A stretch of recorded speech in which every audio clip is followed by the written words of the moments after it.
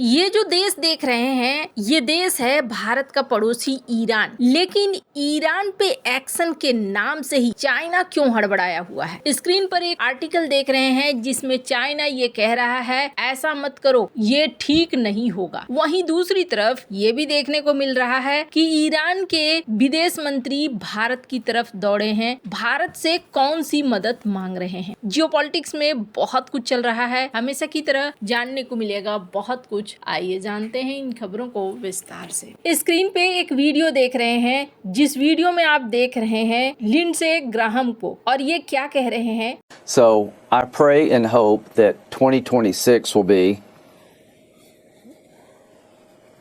the year that we make a run great. ये कह रहे हैं कि साल 2026 अब एक ऐसा समय आ गया है जिस समय ईरान को ग्रेट बनाने का समय है, यानी ईरान के अंदर भी एक बदलाव होगा। अब ये प्रदर्शन तो शुरू हो चुका है, बीते 2 हफ्ते से उथल पुथल तेजी से बढ़ती जा रही है। देश के कई हिस्सों में विरोध प्रदर्शन हो रहा है और सरकार ने ताकत का भी इस्तेमाल किया। ईरान में प्रदर्शन के दौरान अब तक 35 लोगों की मौत हो चुकी है, हजारों गिरफ्तारियां भी हुई हैं और डोनाल्ड ट्रंप ने इसी बीच ये भी धमकी दी है कि अगर प्रदर्शनकारियों पर गोली चली तो वो इस मामले में कूद जाएंगे। अमेरिका बेस्ड ह्यूमन राइट्स की तरफ से ये दावा किया गया है कि ईरान के प्रदर्शनों में अब तक 35 लोगों की जान गई है। अब जैसे ही ये खबर मिलती है कि अमेरिका इसमें एक्शन ले सकता है, वैसे ही देखने को मिल रहा है कि यहाँ चाइना ने तुरंत से अमेरिका को कहना शुरू कर दिया है ये ठीक नहीं है, ये मत करो। भारत ने यहाँ के लिए एडवाइजरी जारी कर दी है। अब इसका मतलब है क्या आने वाले समय में ईरान की सरकार गिरेगी। ईरान में जो प्रोटेस्ट हो रहा है ना, उसके लिए यूएन ने यहाँ वार्निंग दी है और यूएन का कहना है कि देश के अंदर आप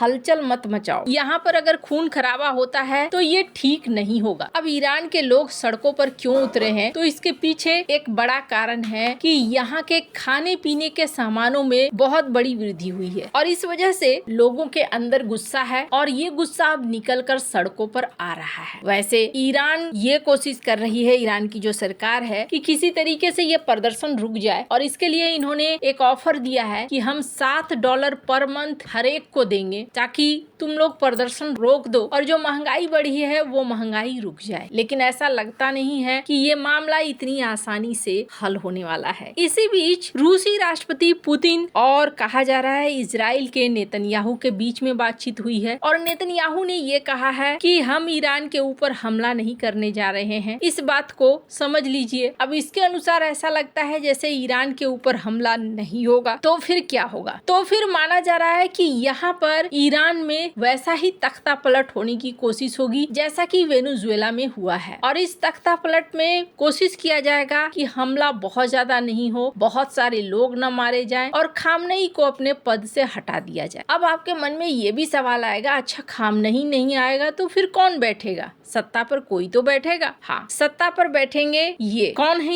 ये हैं ईरान के राजा। जब इस्लामिक क्रांति हुई थी इन्हें अपना देश छोड़कर भागना पड़ा था और अब एक ऐसा सीन आ रहा है कि ये वापस से इस देश में आ सकते हैं और ये इस पूरे प्रदर्शन को काफी प्रोत्साहित भी कर रहे हैं। सोशल मीडिया के माध्यम से, मीडिया के माध्यम से लगातार ऐसी कोशिशें हो रही है। वैसे ईरान की सरकार ये कह रही है कि ये सब बाहर से हमारे घर के अंदर माहौल खराब करने की कोशिश हो रही है। पर अब सवाल उठता है कि क्या यही एक मकसद है? अमेरिका और इजराइल यहाँ पर एक्शन ले रहे हैं। डोनाल्ड ट्रंप की बात करें तो डोनाल्ड ट्रंप एक अलग लेवल के इस वक्त घमंड में भी है और अहंकार में भी है। स्क्रीन पर एक वीडियो सुनिए। जब Late last night and early today, at my direction, the United States Armed Forces conducted an extraordinary military operation in the capital